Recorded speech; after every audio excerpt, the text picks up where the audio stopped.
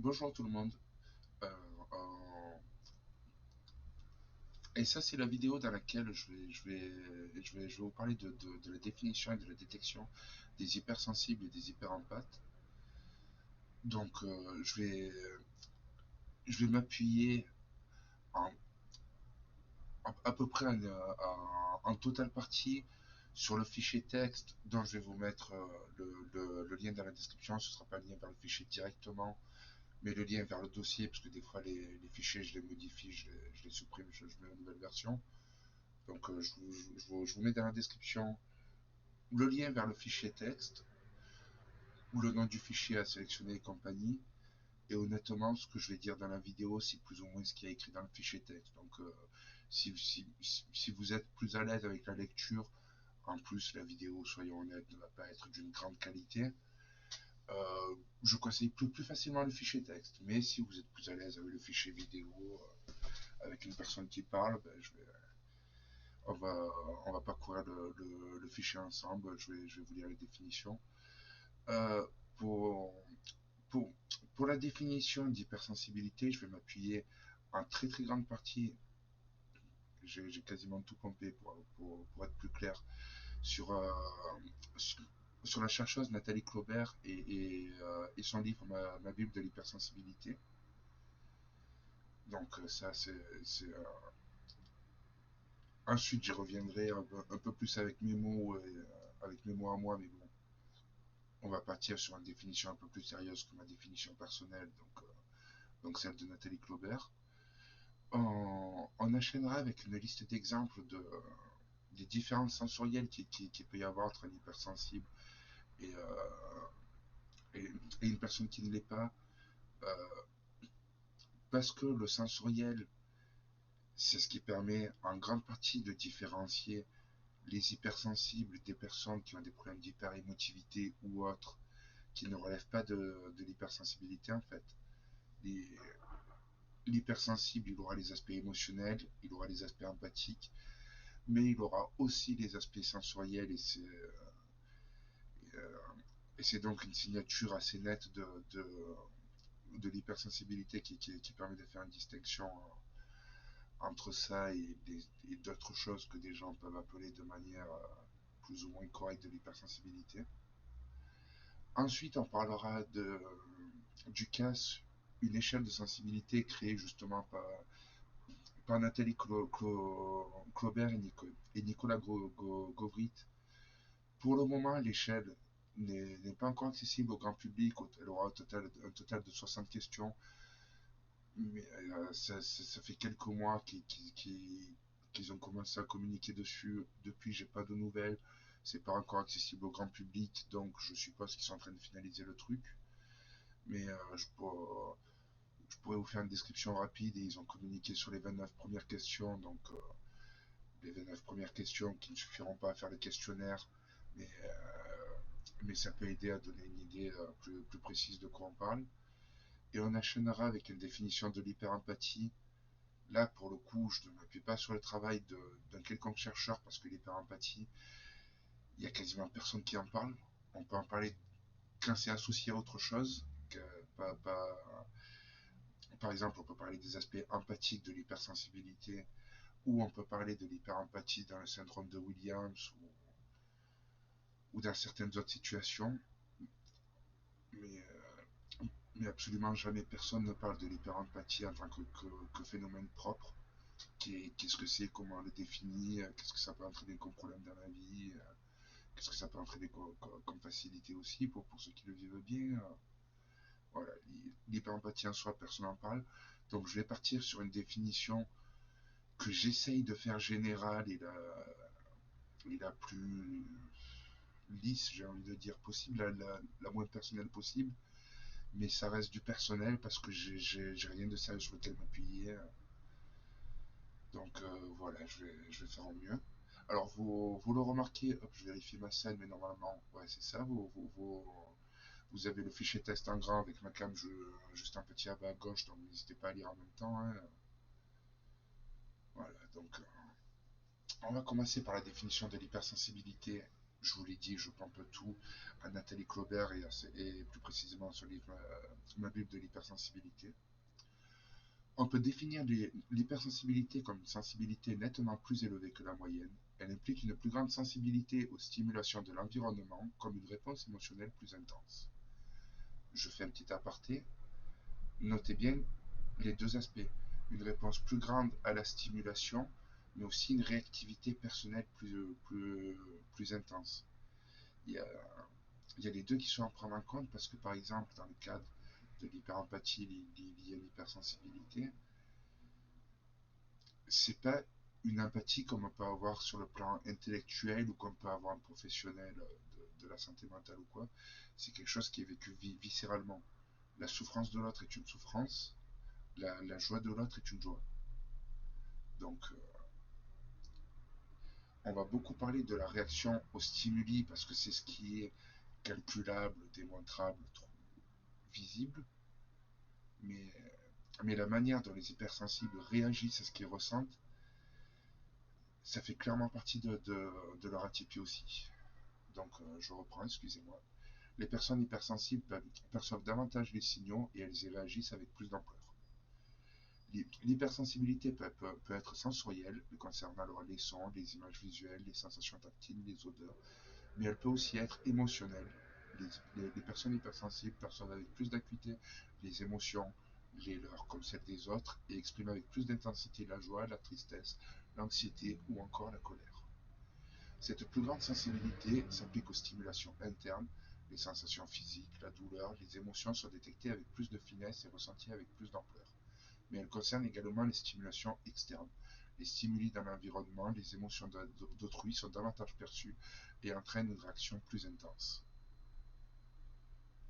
Donc, ça, c'est la première partie de la définition que j'ai lue. On peut donc retenir quelques caractéristiques. La sensibilité sensorielle, je l'évoquais, qui est un marqueur fort.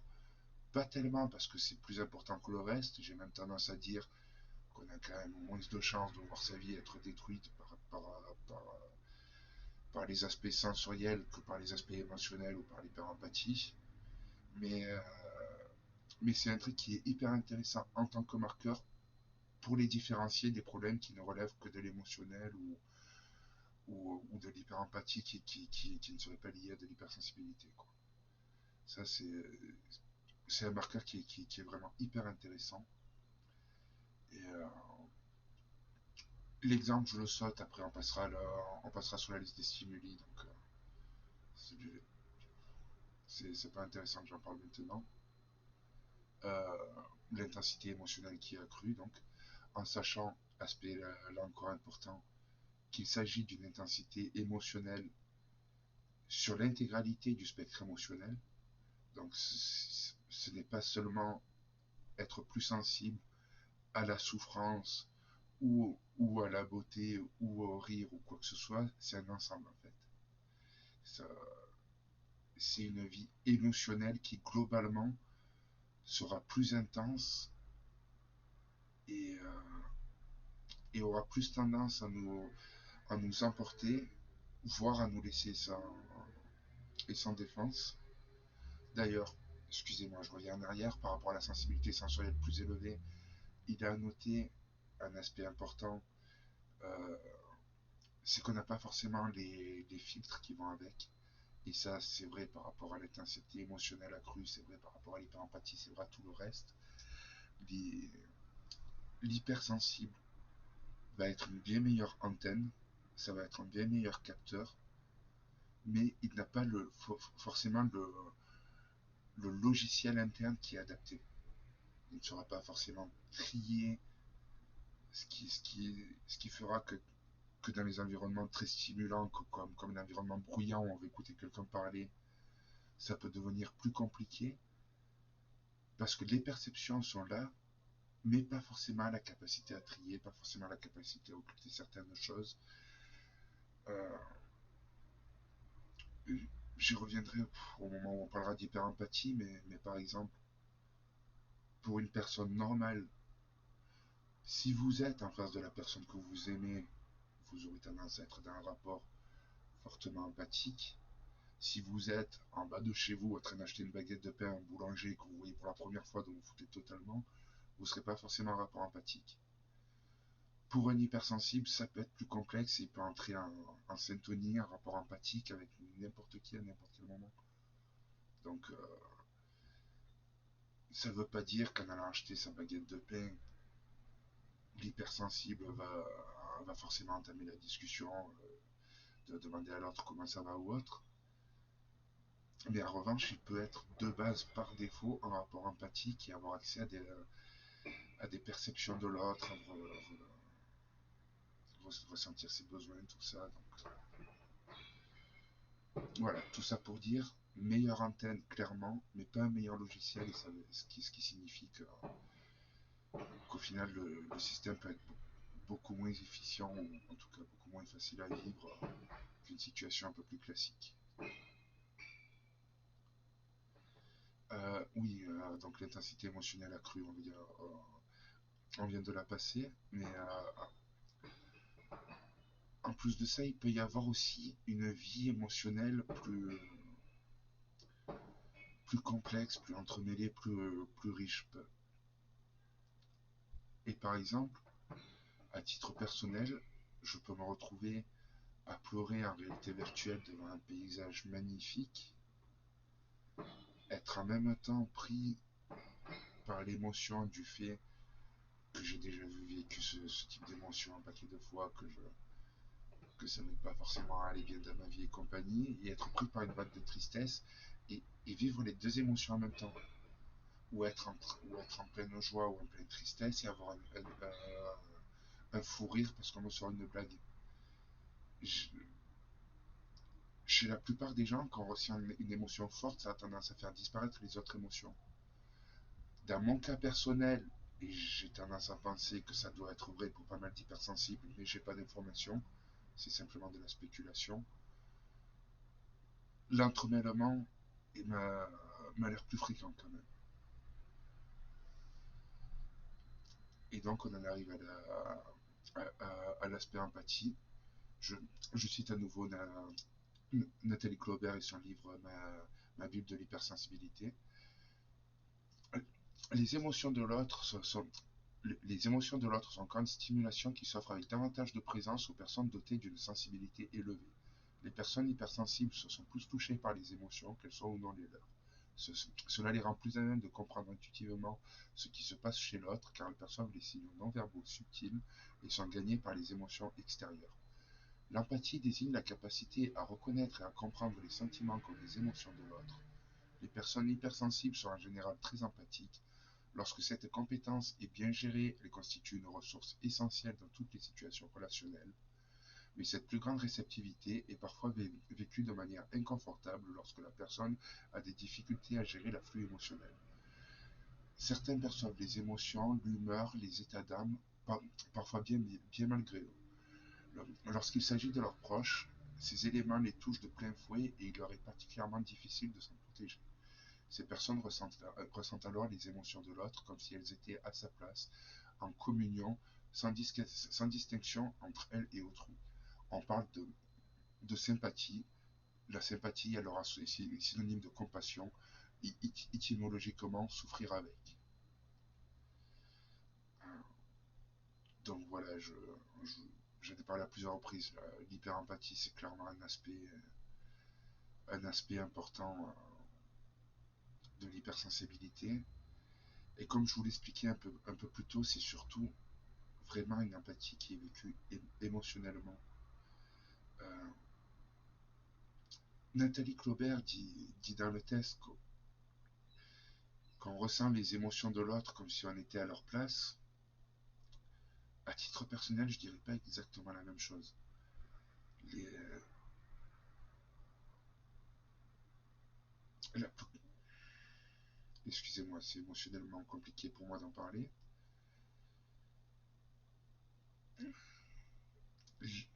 Les plus grandes douleurs que j'ai eues dans ma vie, les plus grandes souffrances que j'ai pu avoir, ça a été les souffrances que j'ai perçues chez les autres. C'est quelque chose qui m'a toujours plus impacté encore que mes propres souffrances. Et il peut y avoir d'autres effets aussi. Euh, J'en parle un peu plus bas, mais quand on est hyper empathe, on a tendance à devenir les confidents d'un peu tout ce qu'on croise. Je pourrais vous raconter des histoires assez dingues où je me retrouve. Enfin bref, vraiment, on peut être dans, dans, dans une vie où vous serez à peu près le confident de plus ou moins tout ce que vous croiserez. Donc, c'est c'est c'est pas toujours évident à gérer.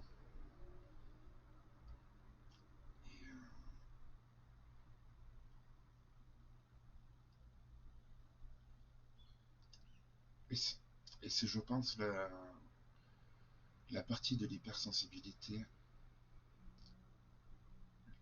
la plus difficile à expliquer et à partager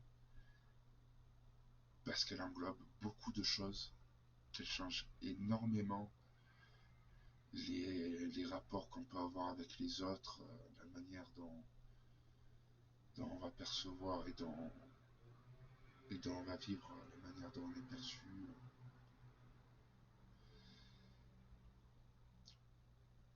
Personnellement, je me, je me considère plus encore hyper-empathe qu'hypersensible, parce que mon hyper-empathie vient de mon hypersensibilité, c'est assez net,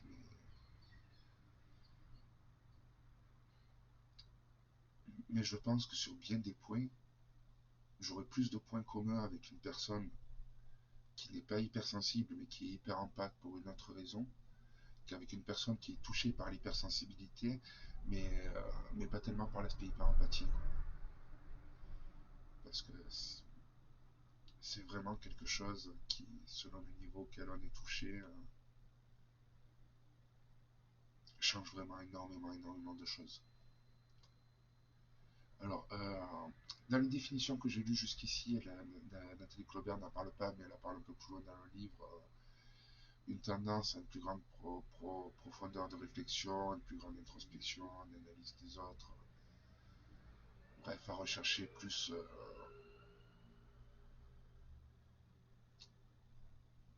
la recherche dans les questionnements, dans le lien à l'autre, tout ça. Pas la recherche, la richesse, pardon. Alors, on en arrive à la liste d'exemples de changements sensoriels. Tous les hypersensibles ne vont pas avoir tous les changements sensoriels que je vais évoquer moi-même. Clairement, je ne les ai pas tous, il y en a même certains. Je vais réagir au fur et à mesure.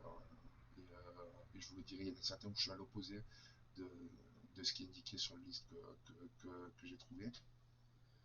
Donc, on va commencer par la vue, avec une sensibilité aux lumières vives, ce qui peut nécessiter de porter des lunettes de soleil, même portant nuageux. Euh, Ça, ouais, à titre personnel, la lumière vive, j'ai toujours été sensible. J'utilise une lumière tamisée. Là, je me suis mis à lumière blanche, mais en général, je suis plutôt à lumière verte.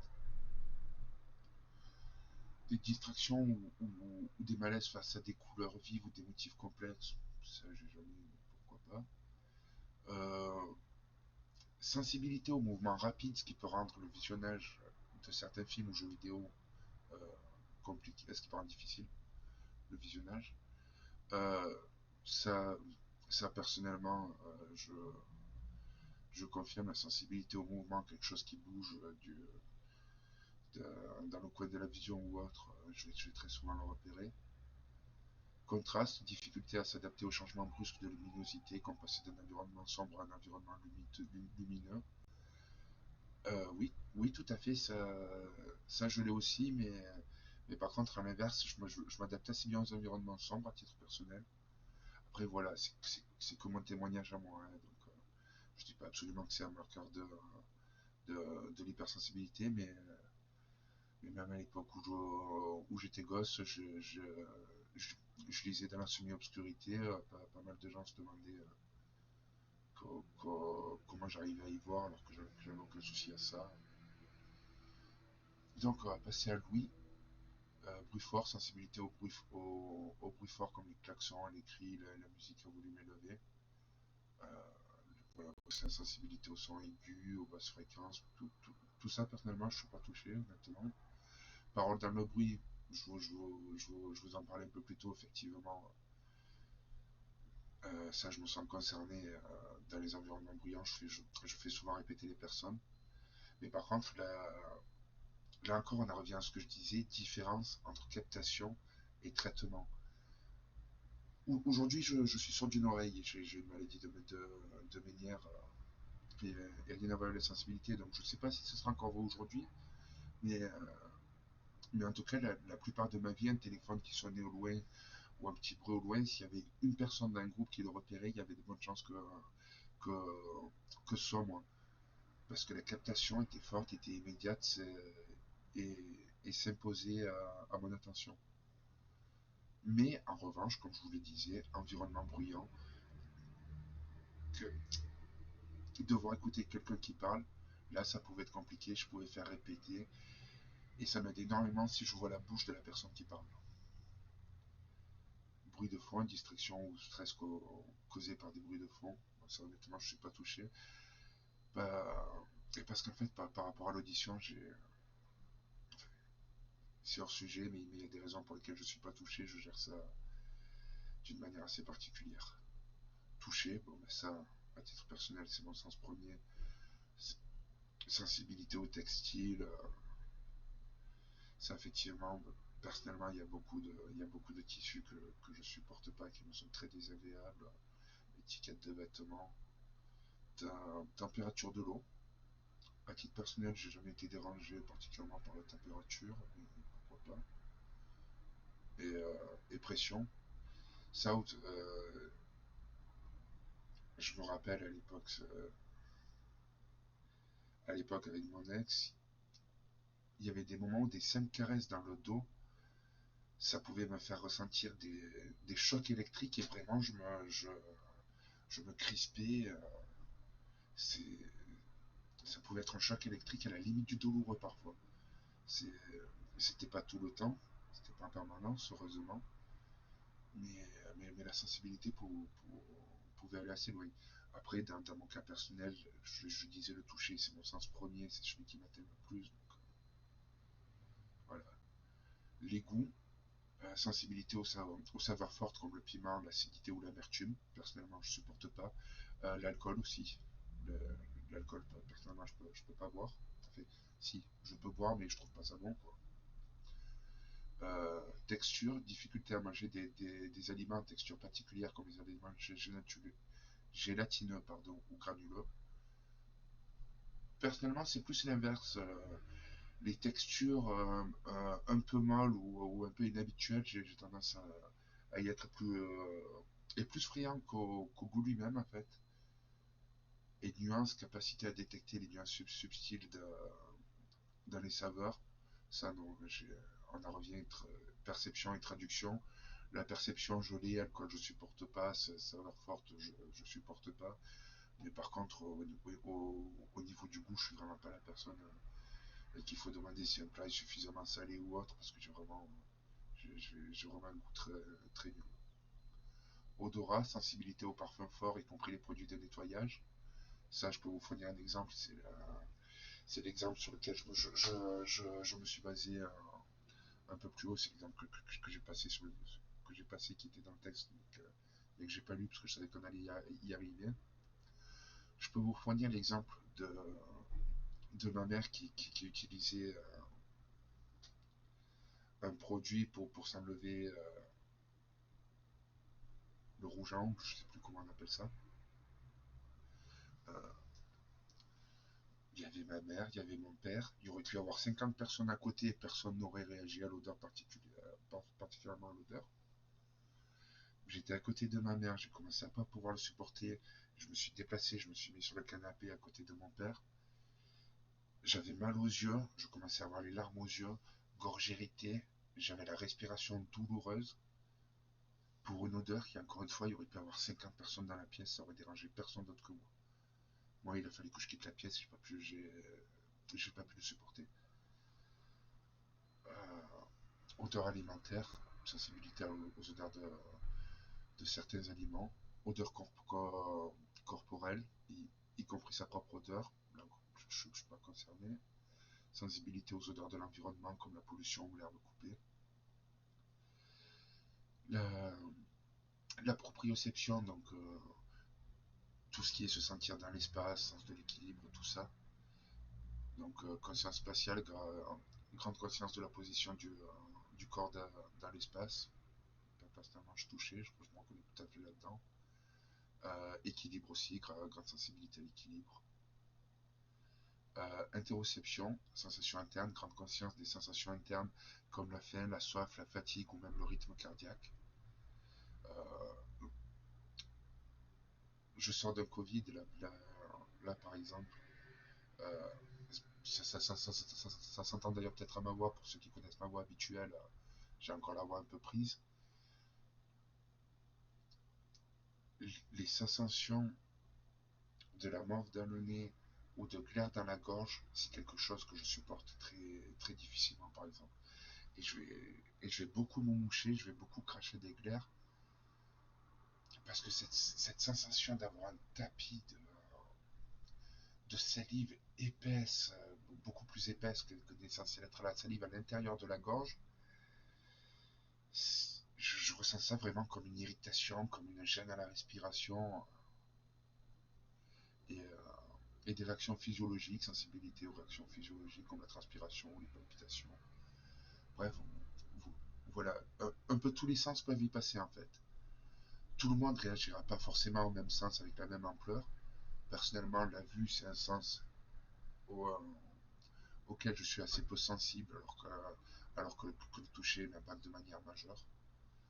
Donc ça reste très personnel, mais de manière générale, un hypersensible qui tombera sur cette liste et qui n'était pas au courant avec, je pense qu'à plusieurs reprises va se dire: ah ouais, mais c'est pour ça que je réagis comme ça alors.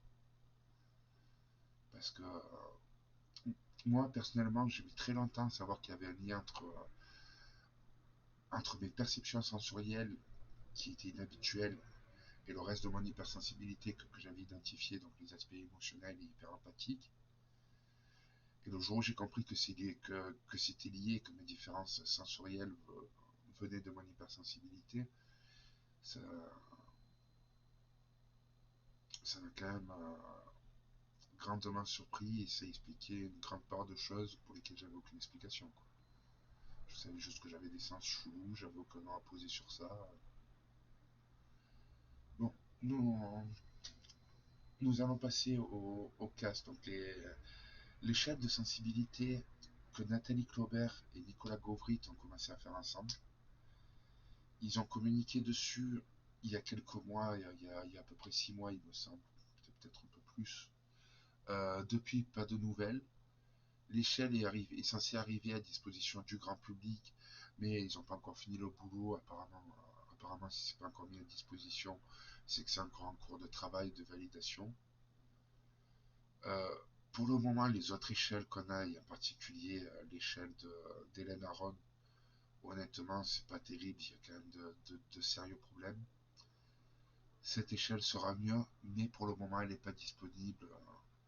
Il y a, il y a Nathalie Claubert et Nicolas Gauvrit qui ont communiqué les 29 premières questions. Au total, le questionnaire en aura 60. Donc, ce sera un outil très très utile. On a clairement besoin de cet outil parce que parce qu'il y a vraiment un problème sur une définition de l'hypersensibilité qui n'est pas claire chez tout le monde et très loin. Il y a beaucoup de gens qui racontent vraiment n'importe quoi. Donc c'est un outil dont on a besoin. Il est sur le point d'arriver, mais on l'a pas encore, quoi. Donc ce sera un questionnaire de personnalité assez classique, avec des questions qu'il faudra poser une note de 1 à 5. 1 étant cette affirmation ne me correspond pas du tout, 5 étant cette affirmation me correspond totalement. Après chaque phrase, on met ses notes, on calcule au bout. Il y a des questions inversées pour repérer les gens qui ont tendance à toujours dire oui au questionnaire. Donc, il y a des questions où volontairement euh, la question est inversée et ce sera un meilleur marqueur de sensibilité si on répond E que si on répond 5. Mais c'est uniquement sur certaines questions et ça sera indiqué sur la grille de lecture à la fin. Mais bon, c'est assez facile à deviner, très sincèrement. Donc on peut lire ensemble les 29 premières questions actuellement du questionnaire, mais encore une fois, c'est un questionnaire qui est encore en cours de travail. Rien ne dit que ces 29 premières questions seront maintenues. Bon, après, si Nathalie Claubert et Nicolas Gauvry nous les ont présentées, c'est qu'ils doivent considérer leur travail comme représentatif. Donc même si les questions ne restent pas précisément comme ça, il y a quand même des chances que ce soit le ton global du questionnaire. Mais bon, voilà, c'est un travail en cours qui est pas publié, qui n'est pas validé. Reprenez juste ce questionnaire, ces premières questions d'un questionnaire encore plus, comme quelque chose pour vous donner une idée. Ne tablez pas plus que ça dessus. Donc, les lumières intenses ou les couleurs trop vives vous dérangent. Les odeurs fortes vous indisposent au point parfois d'en éprouver un malaise physique. Vous êtes facilement ému. Vous êtes particulièrement sensible aux ambiances. Vous avez du mal à supporter les bruits forts comme les sirènes, les cris, certains instruments de musique. Vous percevez des bruits, des odeurs, des détails visuels ou des sensations tactiles que les autres n'en remarquent pas habituellement. Vous percevez le moindre changement dans votre environnement. Vous supportez bien le brouhaha des lieux bondés. On parlait des questions inversées. Celle-là est assez facile à remarquer. On dit de vous que vous êtes quelqu'un de sensible. Souvent, vous percevez trop de bruit ou de sensations autour de vous et vous avez du mal à vous concentrer. Vous ressentez intensément les émotions positives comme négatives. Vous ressentez émotionnellement, voire corporellement, les émotions des autres, de l'anxiété avec quelqu'un d'anxieux, de la joie avec une personne joyeuse. Souvent, vous ressentez le besoin de fuir pour ne pas vous confronter à une émotion trop intense. Parfois, vous vous sentez débordé par les émotions et vous explosez sous forme de crise de larmes ou de colère. Vous percevez facilement les émotions des autres à travers le ton de leur voix et leurs attitudes, même s'ils ne les expriment pas clairement. Les personnes ont tendance à se confier facilement à vous. Vous aimez les soirées animées avec beaucoup de stimulation. L'art vous laisse plutôt indifférent ou indifférente. Vous êtes d'humeur égale en toutes circonstances. Vous pouvez vivre des émotions esthétiques intenses.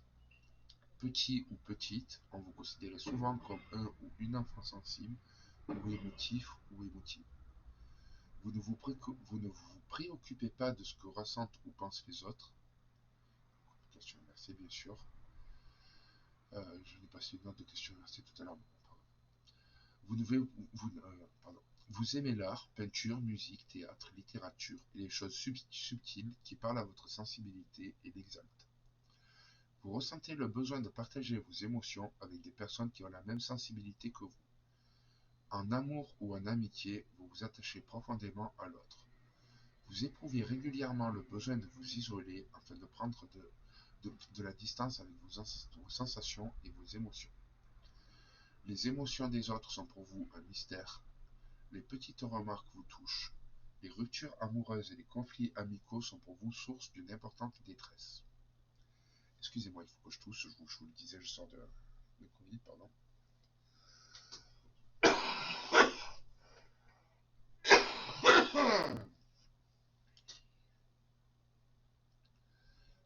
Bon, maintenant nous allons arriver à la définition de l'hyperempathie. Alors je vous l'ai dit, cette définition, je ne peux pas vous dire qu'elle est sérieuse. La définition de l'hypersensibilité, je m'appuie sur les travaux de Nathalie Claubert pour son questionnaire, le CAS. Il me semble qu'ils ont travaillé avec 30 000 personnes sur une base de test de 30 000 personnes, donc elle peut faire des travaux vachement sérieux. Moi, j'ai croisé des gens dans la vraie vie, j'ai croisé des gens sur Internet, j'en ai écouté certains, j'ai parfois essayé de conseiller. Donc, je ne suis pas non plus un ignare total du sujet, mais je me base sur mon expérience personnelle et sur les quelques personnes que j'ai pu croiser dans ma vie. Je ne peux absolument pas dire que ce que je vais vous faire maintenant comme définition de l'hyperempathie, c'est une définition qui est viable. Je ne m'appuie que sur mon expérience et mon vécu personnel comme de ceux que j'ai rencontrés. J'essaye de faire le plus propre possible, mais je suis très très limité dans mes moyens. Et c'est un sujet qui n'est pas étudié, comme je vous disais. L'hypersensibilité, on en parle, l'hyperempathie, à peu près personne n'en parle. Et toujours dans des cadres spécifiques, jamais en tant que sujet propre. Donc, je vais faire du mieux possible, en sachant que moi, je vous l'ai déjà dit, je suis hyper empathe par mon hypersensibilité. Mon hyperempathie vient de là. Forcément, ça me marque, forcément, ça fait que mon hyperempathie n'est pas forcément la même que l'hyperempathie de quelqu'un qui aura le syndrome de Williams, n'est pas forcément la même que l'hyperempathie de quelqu'un qui aura peut-être eu besoin d'affûter ses perceptions parce qu'il aura vécu dans un environnement violent, toxique et compagnie. Donc, encore une fois, je cherche à faire le plus large possible, à faire du mieux possible, mais je peux pas du tout vous certifier que ma définition est correcte, quoi. Alors, oui, je, je commence dans le texte à parler de ce que j'ai dit, de ce que je vous ai dit un peu plus haut, mais qui est vraiment important. Il faut bien comprendre que quand on parle d'hyper-empathie, pour ceux qui connaissent un peu, on parle très probablement de choses qui relèvent des neurones miroirs, de ce genre de choses. C'est une expérience qui est vécue personnellement, c'est pas un savoir intellectuel, c'est pas une analyse de l'autre comme pourrait le faire un professionnel de la santé mentale, comme pourrait le faire un mentaliste ou n'importe qui. C'est vivre l'émotion de l'autre. Quelqu'un qui est en face de nous qui souffre, on en souffre. Quelqu'un qui est en face de nous qui est ivre de bonheur, ça nous rend ivre de bonheur. Donc, si vous connaissez des hypersensibles, que vous passez votre temps à leur dire faut relativiser, ou ben ouais, la personne ressent ça, tu t'en fous, ou quoi que ce soit, ça sert à rien, c'est pas comme ça qu'on vit les choses. Encore une fois, je peux pas parler pour tous les hyperempathes, mais je pense que très souvent, si vous communiquez comme ça, vous passerez à côté parce que c'est tout simplement pas entendable, parce que c'est la nature même du ressenti qui nous relie au fait d'y réagir. Moi-même, j'en parlerai un peu plus dans la vidéo où je me présenterai, je suis devenu schizoïde. J'ai appris à me fermer à une grosse part de ma personnalité pour ne plus ressentir certaines choses. Donc c'est quelque chose qui peut s'apprendre avec le temps, mais c'est compliqué. Et honnêtement, le trouble de la personnalité schizoïde, c'est pas une solution magique que je conseillerais à tout le monde. C'est simplement se rajouter une pathologie pour rendre la première difficulté un peu plus gérable. C'est vraiment pas officiel. Donc,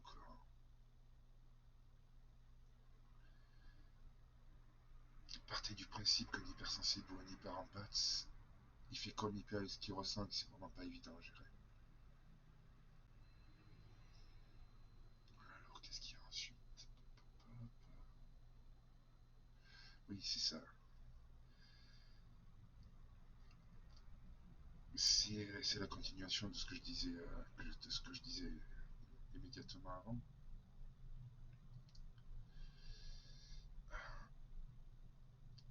En ressentant les besoins de l'autre dans une relation hyper empathique, on a une grande tendance, c'est ce que je vous disais, personnellement, j'ai tendance à ressentir les autres de manière plus prégnante encore que je me ressens moi-même.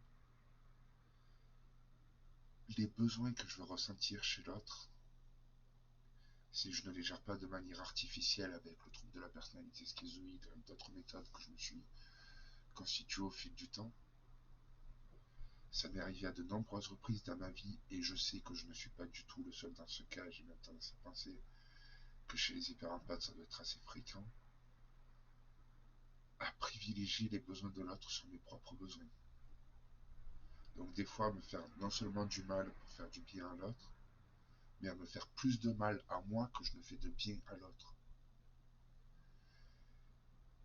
c'est quelque chose qui peut se travailler, mais moi je sais que ça m'a pris des années, et que c'est vraiment quelque chose de compliqué à gérer. On en arrive au point de l'inégalité dans les rapports humains.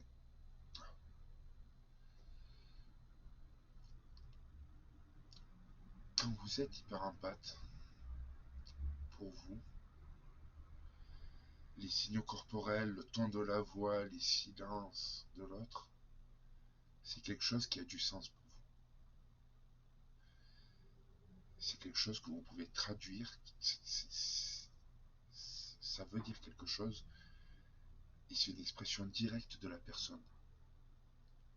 Sauf que la personne, non seulement elle n'est pas forcément consciente d'avoir cette communication, mais peut-être qu'elle n'est même pas consciente d'avoir ses émotions, ses ressentis.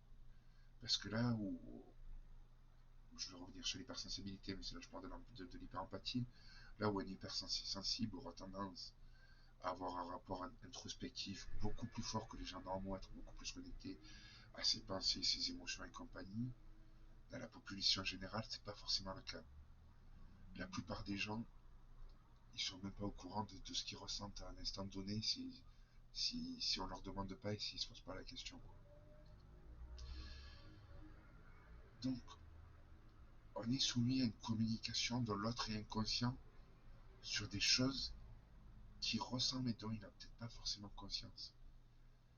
Et en plus de ça,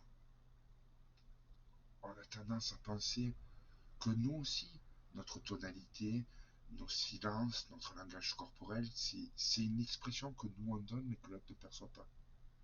Donc, j'ai mis des années et des années à comprendre que ce n'est pas que les gens ils s'en foutent de ce que les autres ils ressentent, c'est tout simplement qu'ils n'en ont pas conscience, ils ne sont pas en contact avec ça. Ils peuvent en avoir conscience intellectuellement, on leur en a parlé, ils savent que ça existe, voilà, on est quand même en 2023, on a entendu parler de psychologie, on a entendu parler de psychiatrie, voilà. Les gens ont le savoir, mais ils ne le touchent pas du doigt comme un hyperempathe peut le toucher du doigt. Ce qui veut dire qu'on a des gens qui communiquent sans s'en rendre compte et sans savoir ce sur quoi ils communiquent, et qui sont totalement aveugles à tout un pan de notre manière de communiquer.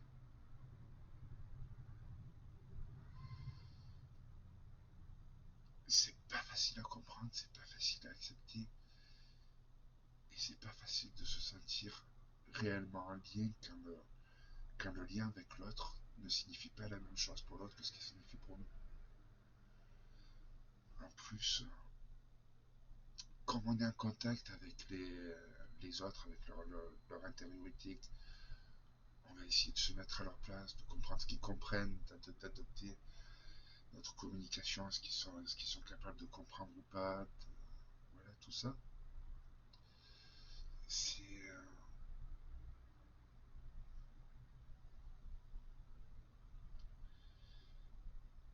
c'est quelque chose qu'on vivra toujours. Enfin, c'est quelque chose que pour beaucoup on a toujours vécu qu'à sens unique. Et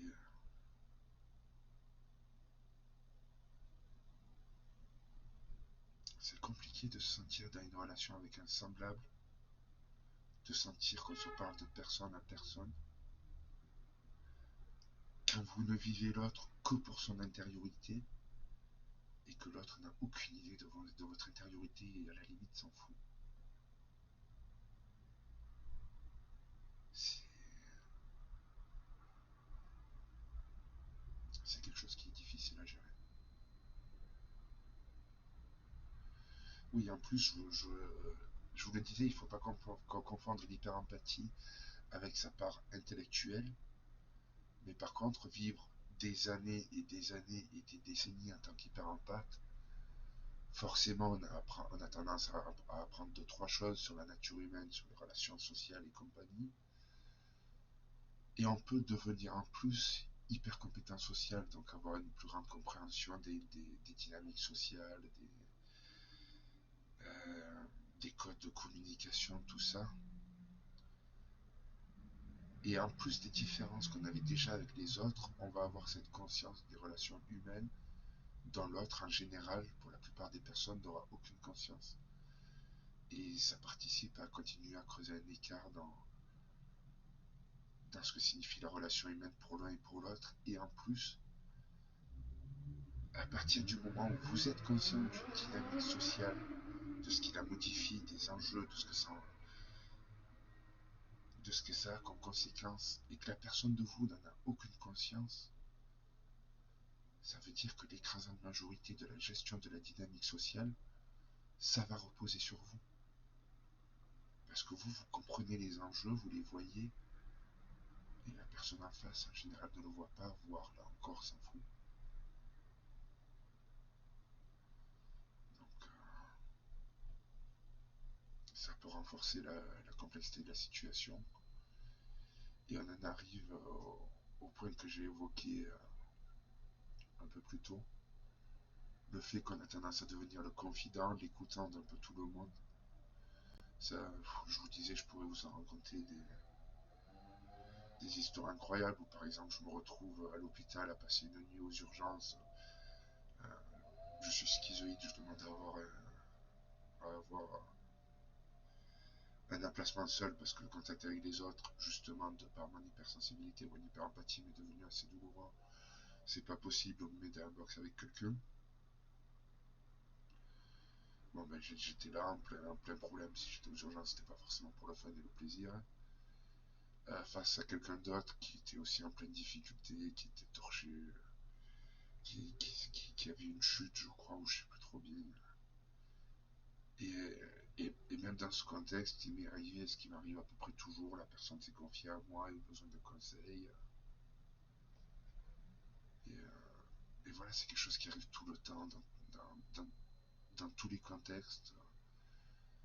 On devient l'écoutant de tout le monde, et pas pour rien, parce que les gens ils voient que quand ils parlent, on les écoute, qu'on a un intérêt pour eux, qu'on cherche à comprendre réellement ce qu'ils disent, qu'on cherche à pousser les choses plus loin.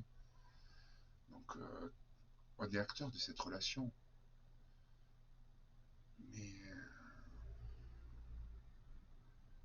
mais quand on vit difficilement la douleur de l'autre et qu'on a tendance à attirer ceux qui souffrent et qui ont besoin d'aide, c'est encore une difficulté à gérer dans sa vie qui peut être très enrichissante, qui apporte beaucoup d'expérience, qui permet de vivre des choses fortes et d'aider pas mal de gens. Mais il faut savoir le gérer. Et je vous l'ai dit, pour ma part, j'ai fini dans le trouble de la personnalité schizoïde. Je ne suis pas du tout du genre à penser qu'il y a toujours de bonnes gestions possibles. Parfois, on gère du moins mal qu'on peut. Bref, voilà, je vous ai fini un peu, je vous ai fini un peu mes définitions et de parler un peu de la détection. Donc, je termine la vidéo ici. Je vous souhaite une bonne journée et je ferai les vidéos suivantes quand je pourrai. Bonne continuation à vous. Au revoir.